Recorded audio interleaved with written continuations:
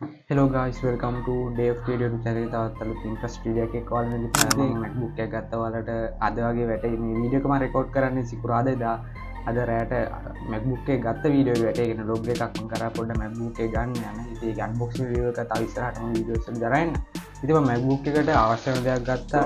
ඒක MacBook එකක් තියෙනවා නම් මේක ඕනේ නැත්නම් ඉතින් කරන්න දෙයක් නැහැ. මොකද MacBook එකෙන් විකාරයක් ඇත්තට. මම ගත්තට පස්සේ තමයි මගේ user experience එක ගැන වෙන වීඩියෝ එකක් ගන්න.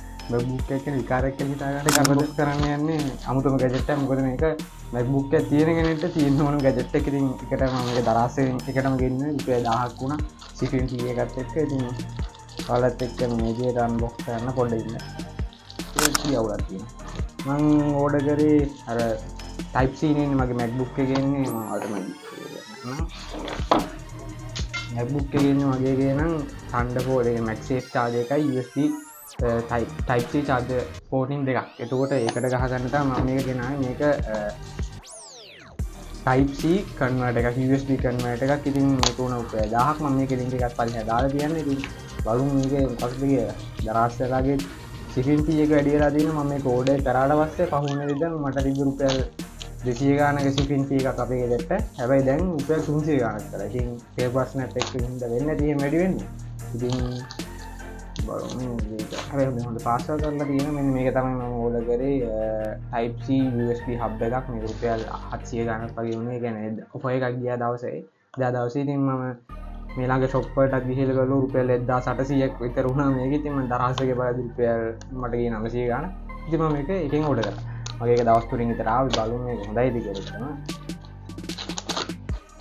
මෙන්න මේකේ තමයි තියෙන්නේ. මේක ඇත්තටම ඇලුමිනියම් වලින් කවර්ස් කරලා තියෙන්නේ. තව ඇත්තටම හොඳයි ඈ. ඊටවර වඩා හොඳයි. මොකද මේක වලට සත්‍ය අහන්න බලන්න මේ. ඔයාලට ඇහෙනවද දන්නේ ඇලුමිනියම් වලින් මේක හදලා තියෙන්නේ පට්ට. ඒක වටිනවා. සහ මේකත් ඇලුමිනියම්. ඉතින් type C තියෙන්නේ. අපි ඉතින් මේක ප්ලග් කරලා බලමු MacBook එකට වැඩ වෙන කරනවා. මගේ MacBook එක මෙන්න මේ විදිහට තියෙනවා. අද තමයි මේ on කරේ. මම පාවිච්චි කරේ මගේ Windows lap එක. මොකද මේ මගේ ෆයිල්ස් මොනවත් දාගන්න නැහැ. විකාරයක් ඇත්තටම. එතකොට ඒ හින්දා මම යූස් කරේ මේ දවස් ටිකේ මගේ Windows lap එක. ඉතින් MacBook එක අද තමයි කාලයකට පස්සේ on කරේ. මොකද MacBook එකේ storage ප්‍රශ්න හින්දා ඉතින් MacBook එක මේ විදිහට තියෙනවා. මේක අපි එකට මවුන්ට් කරමු දැන්. ඉතින් ඕක ගණන් ගන්න එපා. මෙන්න මෙතන මවුන්ට් කරන්න තියෙන්නේ. ඒක ඔයාලට පේජ් දාන්න. ඉතින් මම මෙතන මවුන්ට් කරා මේක. හරි. ඒක මවුන්ට් කරා. හරි. මෙතනින් ඇවිල්ලා තියෙනවා allow access to connect කියලා. ඉතින් මම ඒකත් මෙන්න මේ විදිහට USB hub එකට allow දෙනවා. හරි. බඩු වැඩ වගේ අපි ගහලා බලමු pen එකක්. මගේ pen ටිකක් දාමු ඉතින්. මගේ 32GB pen එකක් තියෙනවා. ඔයාලට පෙන්නන්න.